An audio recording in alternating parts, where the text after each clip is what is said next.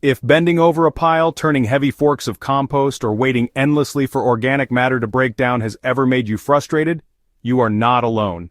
Many gardeners, especially those of us who've been at it for decades, eventually get tired of the traditional composting routine. It's heavy, it's slow, and truthfully, it isn't always necessary. There are easier ways, smarter ways, to let nature do the work while you focus on enjoying the results. Today, we're diving into 5 composting hacks designed especially for senior gardeners, but useful for anyone who wants a low-effort path to rich soil. The standard compost pile requires a steady balance of browns and greens, constant monitoring of moisture, and regular turning to keep oxygen moving through. That's not just time-consuming, it's physically demanding. A cubic yard of compost can weigh close to half a ton, and lifting or turning even a fraction of that is taxing. Add the waiting time, and what should be an easy soil building practice starts to feel like a full-time job. This is where lazy composting methods come in, systems that mimic nature and let decomposition happen with little to no human effort. Instead of collecting scraps in a pile, trench composting takes them straight into the soil. The process is simple. Dig a trench or hole about 12 inches deep, toss in your kitchen scraps or garden waste and cover it with soil. The earth itself acts as the compost bin. Worms move in, microbes break down the organic matter, and nutrients stay locked in the soil instead of escaping into the air. For a practical example, dig a narrow trench between 2 rows of crops and layer in your food waste over the growing season.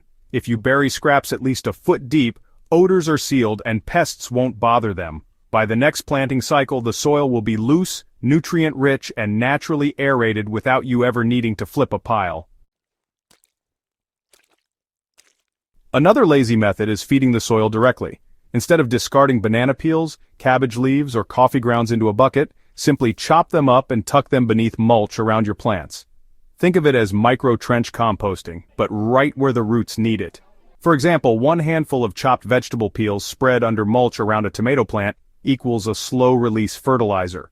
Worms will pull the scraps into the soil while microbes get to work. A useful ratio is roughly 1 handful of kitchen scraps for every foot of garden bed per week. The breakdown is gradual, but it happens directly in place, creating humus-rich pockets exactly where plants can use them.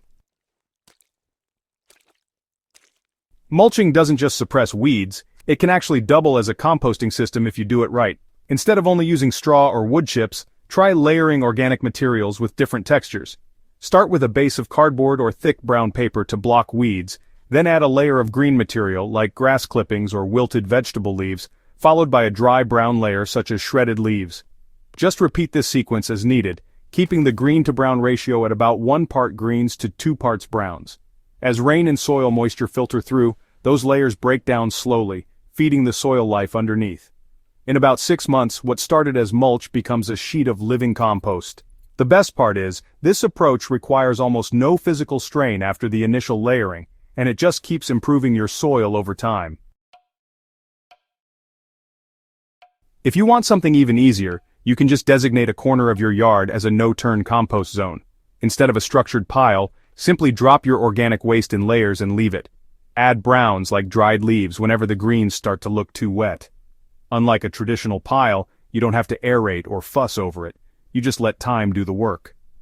After about a year, the bottom layers turn into dark compost you can harvest with a shovel. The top is still breaking down, but that's totally fine. You can keep feeding it indefinitely. This method works especially well if you cover the heap with a tarp or even an old carpet, which holds in moisture and heat without you lifting a finger. Red wigglers are tireless composters, and adding them to your lazy systems really speeds everything up.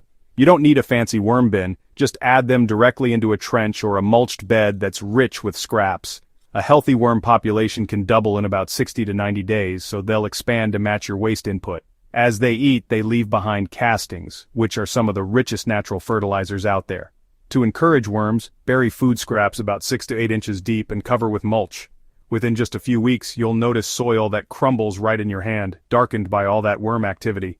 For many senior gardeners, letting worms take over is honestly the ultimate low-effort solution. Composting doesn't have to be backbreaking work. These 5 lazy composting hacks, trenching, direct feeding, layered mulching, a no-turn compost corner, and worm helpers, are all ways to make compost without straining your back or waiting years for results. Each method works because it imitates how organic matter naturally returns to the earth.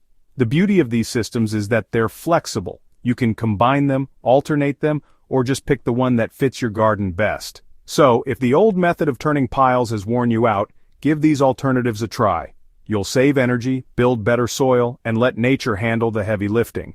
Don't forget to subscribe to Hydro Haven for more proven, low-effort gardening methods, and share this with fellow gardeners who are looking for easier ways to keep their soil alive and thriving.